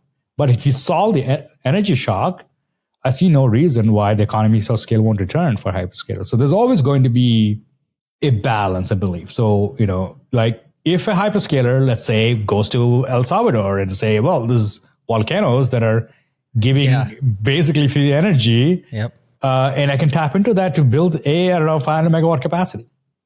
Beat that, right? So there's always going to be economies of scale that are going to work out better if there's not too much rush in getting to those facilities. So just the gold rush right now is causing the demand bubble. It's a crisis. I would call it a short-term to mid-term crisis. It is. It will be long-term if we don't do anything about it. Sure. But I don't think people are sitting around not doing anything about it. So that's why I'm very, very I have high conviction over the next 3 to 5 years, decentralized AI has a best shot to make a mark on the world. We got the best shot right now. If we don't make progress in the next 2 years, I don't think decentralized AI will take off. People are not going to use decentralized AI because it's the right thing to do. No. People are going to use a solution because there's no other option. That's really the best way to sell a product. People don't care about privacy as much as you think people care about privacy. People are willing to give up comfort. People are willing to get give up privacy for comfort, right? Or cost. So humans are irrational beings, right? So you just see what's easy to use and cheap to use, and you tend to use that. So decentralization, I feel like if you look at the decentralized finance and all kinds of things, DeFi would only took off because it's easy to use than your centralized stuff, right? Uniswap is significantly easier to use once you have it set up than Binance, and it's private. So are we going to be easier to use than ChatGPT? I don't know. I mean, ChatGPT has done a phenomenal job with their product, right? They may not have the best models, but they still have a great product and it's getting better. So I don't know. So you gotta really think through why would DAI take a center stage? If you look at all the benefits DAI provides, those will not be the ones that people will care about. It has to be a product, has to be a good product, it's easy to use, has to compete with OpenAIs of the world. Historically, we haven't been great. That's the reality. But if it helps you solve your energy crisis, there's your linchpin. And that's why I said next 2 years are going to be, I'll say 2 to 5 years are going to be very, very crucial for decentralized AI to take off. Plug us into the scene. Where do you follow the progress? How do you know the movers and shakers in the decentralized AI scene? How do you participate? Is there a Discord? Is there a particular... Well, you can follow me, Greg Osuri. I'm very loud on decentralized AI. My Twitter handle is Greg Osuri, GregOsuri. Okay. Is there a single place you go? Unfortunately, the information is so dispersed right now. The best place to learn about AI is to actually hang out at AI conferences, not crypto conferences. Because crypto is so terrible at claiming everything is a decentralized AI, because 99% of the decentralized AI is junk. 99%.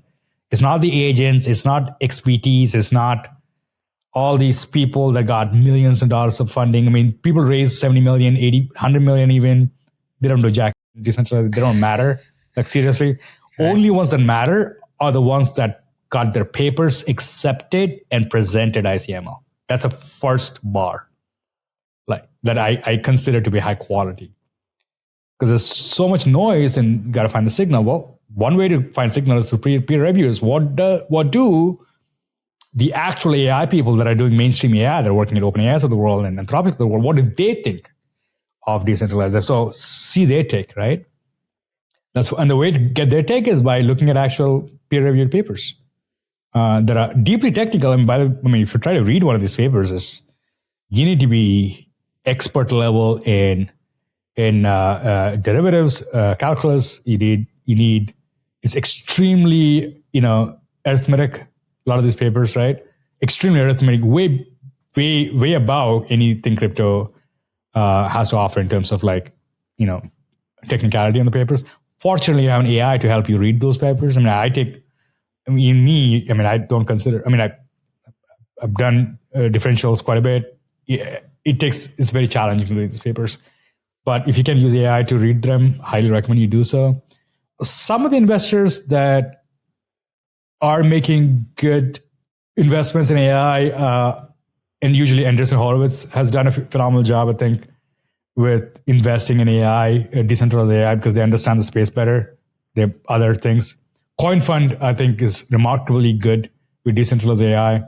Their portfolio, for them, I would say in their portfolio, in their AI portfolio, I would say 80% is good, legit.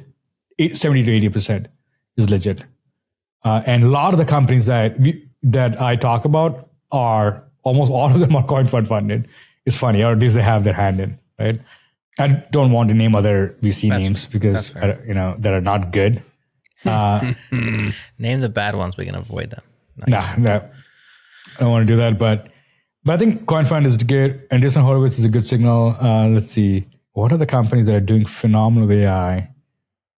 And a lot of the traditional funds, like VC funds, that are heavy in AI are not writing any small checks too. They're not writing anything less than $50 million these days. The AI checks are so large, it's nuts, right? I don't know. The space is so early right now. Getting the signal is very challenging. The way to do that is just follow the smart people, I suppose. Yeah. I think the question Jared's asking is the kind of question I'm trying to ask too, which is you said, there's a ton of money to be made in the next 2 years. We dramatically, is that the right word to use? We talked to a lot of software developers, or I guess the ones that used to be software developers in the traditional sense. Now we become something different. Architects, thinkers, babysitters, pick your adjective to describe what you are. Where? And we're talking about DAI, which I believe is DEAI, right? Would that be, it's not DeFi, it's DAI. Decentralized, yeah. Yeah.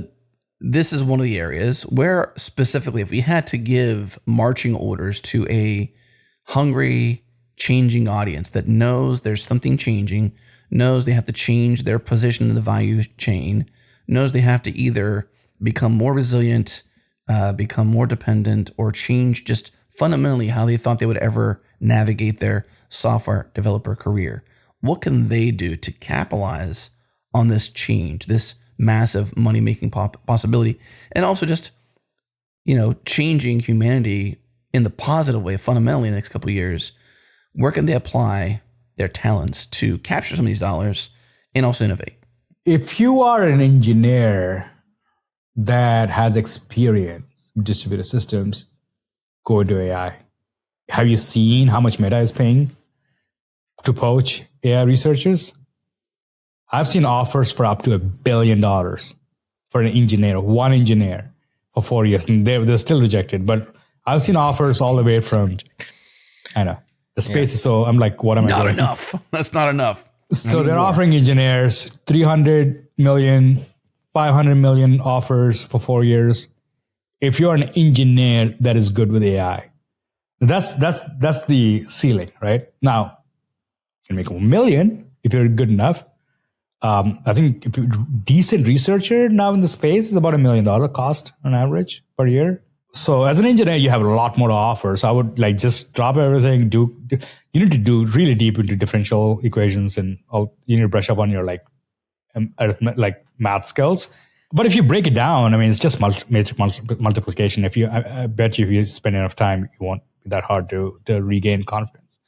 There are lots of opportunities in AI, like lots of opportunities if you're an engineer, right? You can solve a distributed training, for example, right? If you can, I bet if you can figure out how to distribute GPUs, even centralized, across 2 data centers really well, right?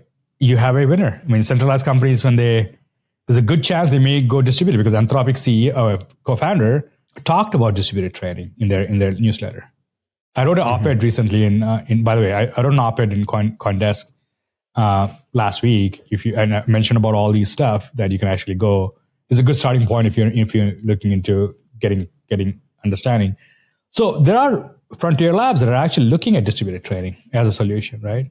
Not decentralized yet. I will get there, because decentralization is about adding incentives on top of distributed training, right? That's what decentralization is. But distributed training, I think, is a great area. We need a lot of people to focus on this stuff, right? As an engineer. Now, if you're an investor, savvy investor, if you're looking for that edge, the niche, energy, like look at this space. Like now, I mean, there's so many people you can talk to that's better than me with the energy investing. I come from a usage standpoint. I obviously don't understand the intricacies of the ecosystem, but all the way from nuclear, like there are public companies that do nuclear enrichment. I think nuclear stocks already kind of went like off the hook like last few months, right? Because of this energy demand. I don't know. That's just, it's not financial advice. I'm just like looking at areas. I'm looking at personally nuclear. I'm looking at rare earth minerals. I'm looking at a data center companies, cruise energy of the world. I'm looking at chip companies. Rather, I invested in, I have exposure to NVIDIA and AMDs of the world, but also new chip companies that are innovating. There's a 99% chance this will fail, but that 1% is what I'm looking for. There's this new company that's doing quantum chips for AI. The founder used to work, he was a higher up at the quantum lab in Google. And they're literally coming up with a chip. And I know, and they send the cast to TSMC, which is the producer of all the chips, by the way, the fab. So they'll have a chip out in 18 months. So I look at deals like that, right? Like, make or break, high risk, high return investment. Look at data center management companies. There's a whole lot of them. Not a whole, but there are a few companies that are doing really well. I mean, innovating because that space hasn't been touched in a long time. So there are disruptors that are popping up. If you want a more niche-like area to focus on. There is energy arbitrage company, Enrons of the world, that could imagine Enron existing in 2025 without crooks leading it. Phenomenal business model if they actually executed on them. They messed up on the other things, but there are new emergence of Enrons of the world that are coming up. Look into those areas, right? There's a lot of opportunities, I think. If you spend enough time, you'll get excited. And ChatGPT deep research is very, very good at some of this stuff. Like, give it what you're looking for. Ask it to give you an overview. Grok 4 is pretty good at getting you the information as well. The deep research stuff they have. I would start looking at them.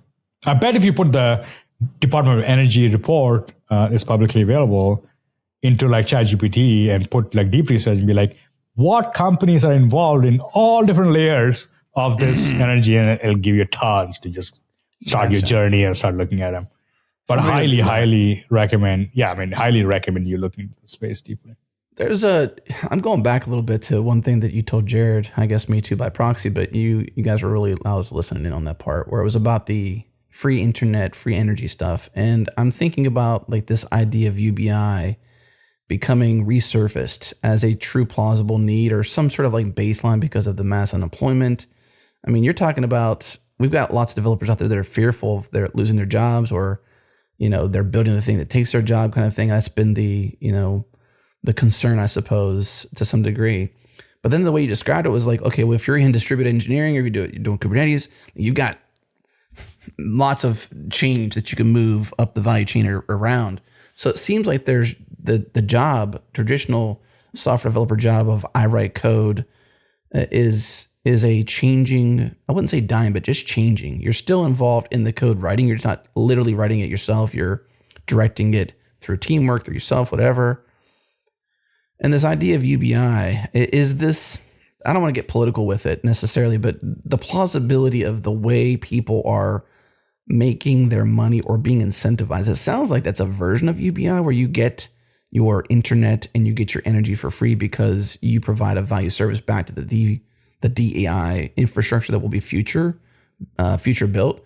What are your thoughts on, I guess, UBI and concerns for folks like having to have some sort of base level income? That seems like a version of UBI where, hey, if I give you a little bit of my compute or I take on this device, maybe I spend a little bit of money, but long term, I never have to pay for internet again or energy. Like that's kind of a version of UBI because you probably cut off $500 of my personal bill to my household. Yeah. So when I'm giving you something, there's always something in exchange, right? So you're not getting free well, internet it's not a UBI and free energy. It's a way to augment the need for earning as an income. Yeah. So you take it's just an income I replacing. had to earn to maintain energy and internet, and now I can repurpose that same earning if I have it, or take it away if I don't. In my model, you're leasing, you're giving your real estate and a room in your house and the position on planet Earth to capture energy in exchange for free bandwidth. You're not literally getting free, but there's always an exchange of value.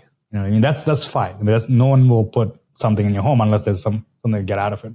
Mm-hmm. About when it comes to UBI and like future of AI taking jobs, there are two things to look at. Number one is, so far, the society has rewarded intelligence. Human time has value, right? So whatever value that may be, because you're providing some time and you're giving intelligence during the time, you have some value that's called value of labor, right? Now, value of labor, you get some price back. Question you should be asking is, will the value of labor be diminished to a point is no longer valuable? Number one. Number two, what happens when a world shifts to that mode where the only mode we knew so far in existence of all civilization is the value of time? So question number one, will AI replace human beings fully autonomously? Now, I am a practitioner of AI. I use AI much more than most people do. And I'm also an engineer, and guarantee you the state at which AI right now is, you cannot replace a human being, not even close. Because of one main reason. That happens to be learning capability. AI, once trained, cannot learn continuously. Whereas a human, if you do something, if you work for me, if you're doing a bad job, if you do something that I don't want you to do, I'll tell you what to do. Next time you're going to not repeat that, right? You can't tell that to AI. AI is not self-learning. You can talk about reinforcement learning and all these techniques, but it's not self-learning yet. So you cannot replace a human being in any way. But a human being will be replaced by someone that knows how to use AI, for sure. Now, is it a replacement or is it augmentation? Now, there are two ways to look at it. As a CEO of a company, I was not coding as much as I used to code back in the day. But now with AI, I'm coding a lot more than I used to code, even back then. Why? Because the speed at which I can deliver stuff has gotten significantly lower compared to pre-AI world. So I'm able to do a lot more than I couldn't do.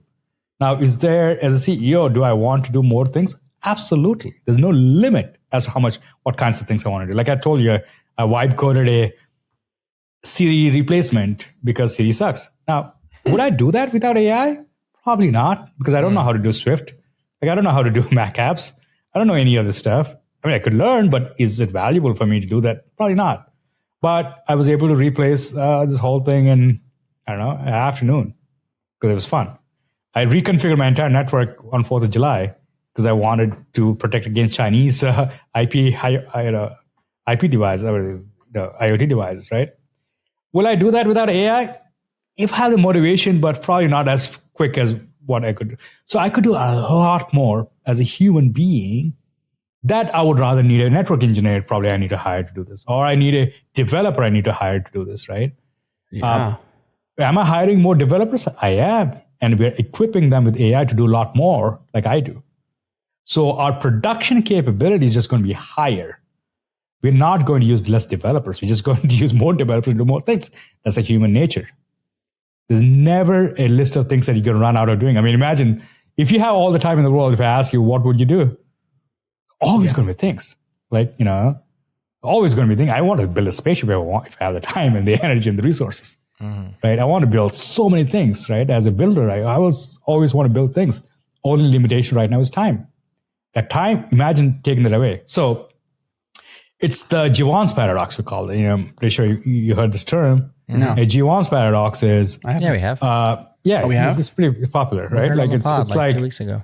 Oh gosh, maybe I forgot. Aminota told us about it. Go ahead, Greg. Oh yeah. Jevons paradox is, came from this age when people thought coal would just basically replace all forms of energy, and humans won't have work to do because you don't need human physical strength anymore. Coal is going to replace the human thing, and we're just going to not have any value for human beings. But that turned out to be the opposite, right? I mean, with coal, we were able to industrialize, we're able to produce a lot more demand, and that in turn needed more supply of humans that can actually operate the machine. So same thing with tellers, right? People thought when tellers came, ATMs came, it's going to destroy the banks and all the tellers are going to go out of business. Like, no, we had a lot more banks and a lot more ATMs. So same thing with iPhone, for example. Like people think like, oh, iPhones are getting faster and faster. I mean, the chips are getting faster and faster. Like, are we going to have less iPhones? No, we're just going to have more iPhones because, the faster chips get, the more demanding the applications get. That's just the nature, right? So something gets more efficient, the usage is going to go up historically because of this paradox, and not the opposite, right? So yes, what you're saying there is will be there's been a dramatic inefficiency in producing code at scale. And now we have a way to produce code at scale. And so the inefficiency has been unlocked, and it doesn't change our need to create more and produce more. It only absolutely not exacerbates it. It fuels it. Yeah. It doesn't matter. I think it's going to we're going to accelerate beyond our wildest imagination. Or at least a great take on it, because I think there's a lot of doom and gloom out there to some degree, and I think we need to look at. I almost thought like the traditional way to write software, like literally hand code something, will become a hobby of a previously traditional software developer. That now they'll do it because they really love to write software, not because they have to write it. It'll become a choice, maybe. Not. And I'm thinking like, really, just maybe I don't even know how to describe it, but just the randos who really just want to keep writing the actual software, not for their jobs, but just for the fun, just for I go ride a bike, I swing golf clubs kind of thing, Sure. Yeah, I mean, so there are going to be hobbyists that are going to do it for hobbies, and there are going to be people, and that I write using a pen. I mean, I have a fountain pen, literally a fountain pen, which is the most. I produce content, but I haven't written content at that kind of scale. I use a fountain pen even today, even though I have more advanced pens. But why? Because I like using a fountain pen. I use an analog camera. Why? Because analog camera produces pictures that a digital camera can't. I use a lot of old things because they're just better in so many ways. And people like me are going to exist, right? But that's going to be a small percentage of people like me. So, and I think most of the world is just going to use AI to accelerate, augment, right? I'm particularly excited about removing the next inefficiency in production of goods and services, which is the human-computer interface. Like right now, we're so ancient. We use a mechanism to interact with a computer that was invented over 100 years ago. A typewriter basically became a keyboard, right? Like imagine being able to plug in using Neuralink or something, where your thoughts control the computer, accelerated by AI. Imagine the possibilities, right? So one thing that'll be most disruptive right now is people that know how to use AI is going to disrupt people that don't use AI, hands down. Like we have an active policy in the company. We give X amount of time to employees that haven't quite embraced AI, that if you don't do it by X amount of time, you're going to be replaced. and we're very public about it. We're very open about it because, you're required. And we give a lot of training to our staff. People that are not going to, fortunately, we don't have anyone that hasn't adopted to AI, but we have a standing policy, and I think it's going to be standard across different companies, right? What's the time frame on that? I'll give 6 months. 6 months to your current employees? Yeah. And what do they have to do exactly? They have to learn how to leverage AI to do everything they do. So first step is obviously like for an engineer, go to ChatGPT and that's a basic AI basic. But if you're like we have 4 levels, right? Basically. So first level is, how to use ChatGPT. Second level is, how to customize ChatGPT or fine tune. Third level is, how to sort of like, for engineer, I think we have different persons. How to use different tools to pipeline together.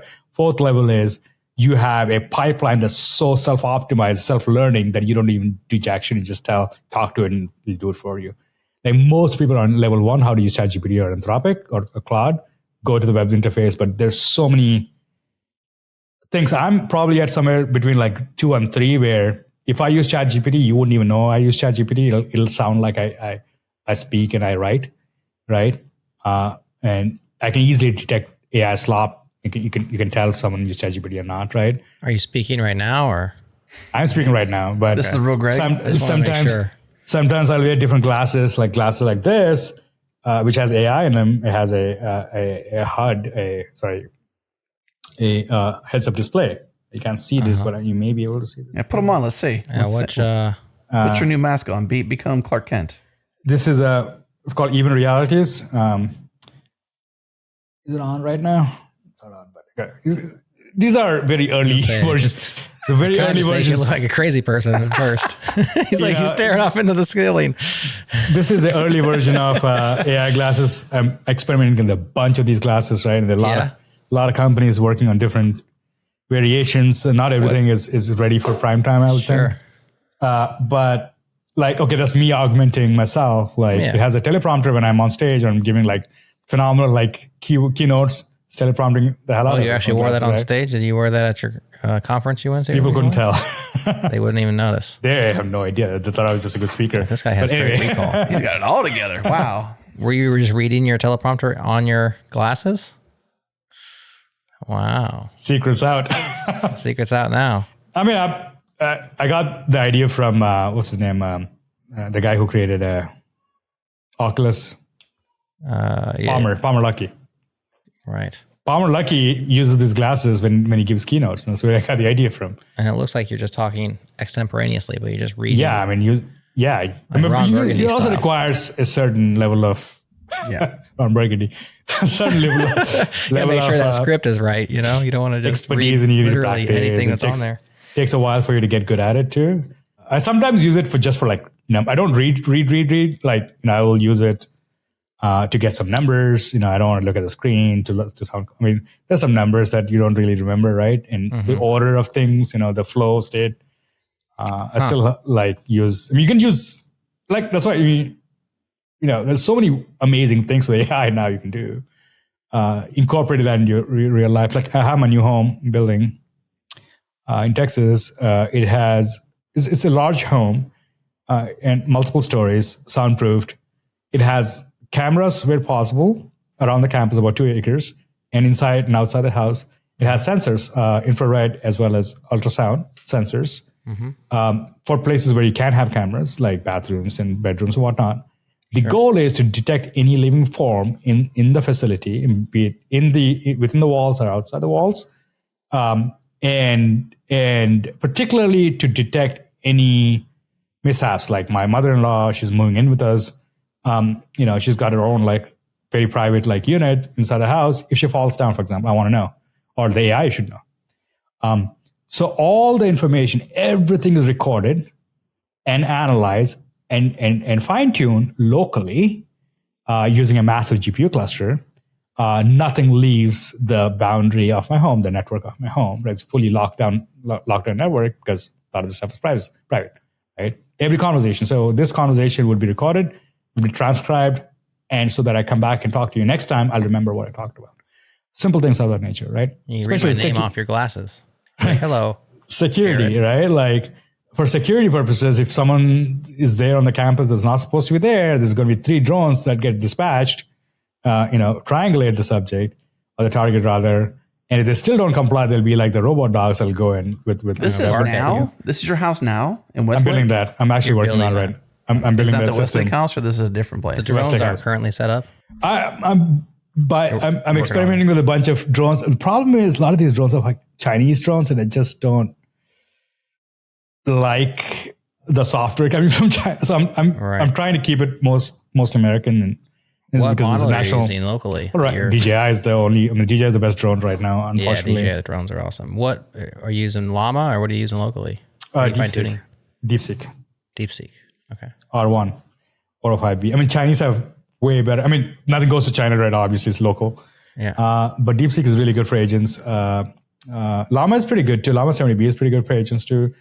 But I'm experimenting. We don't know. Like I got to load test this stuff, right? Really like put through like chaos testing and whatnot. You documenting this somehow, somewhere? You got a blog? You got a TikTok? I'm debating because it's a security posture. You can't expose the security aspects of the system, you can pick because and choose what you're going to expose though. Probably. I haven't thought about how all my friends that I talk to, they all want the system at their home.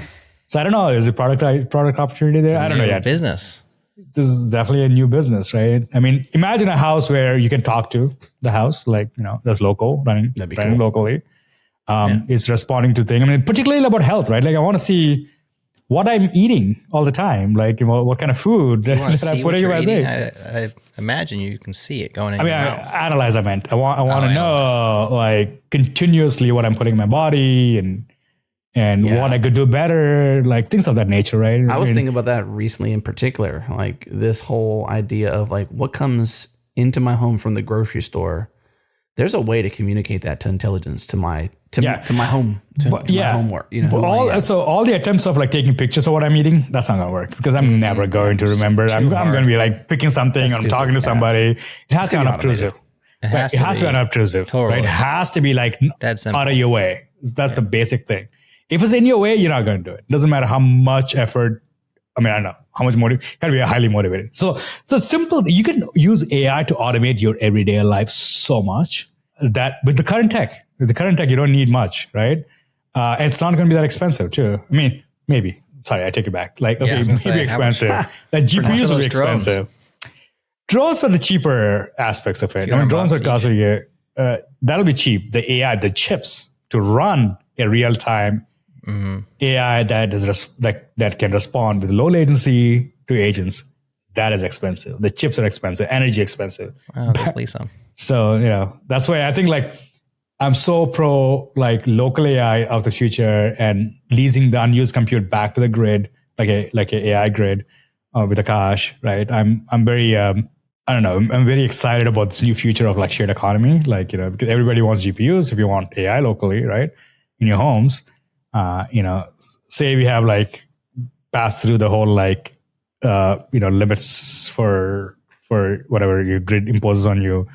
I mean, I'm particularly excited about like what you can do with AI. And also the new home is very sovereign, right? It has rainwater collection, about 70,000 gallon rainwater capture. And it has a greenhouse on site that produces food, local energy production with, you need water for food.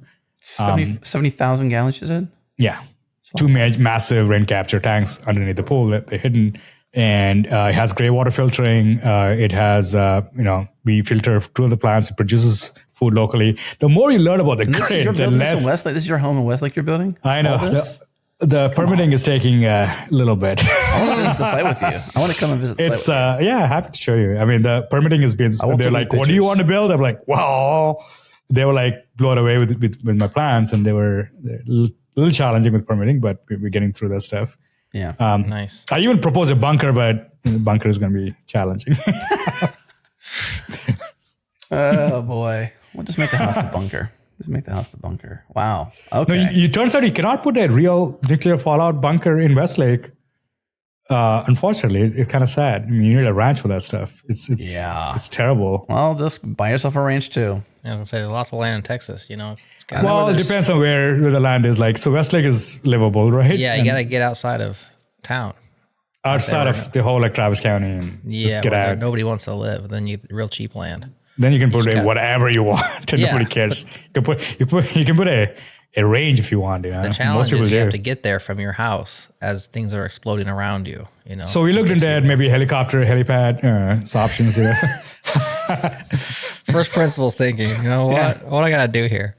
How do I get out of here fast, quick, or a modified like Cybertruck that can bulldoze through pretty much anything. There you go. In case of zombies.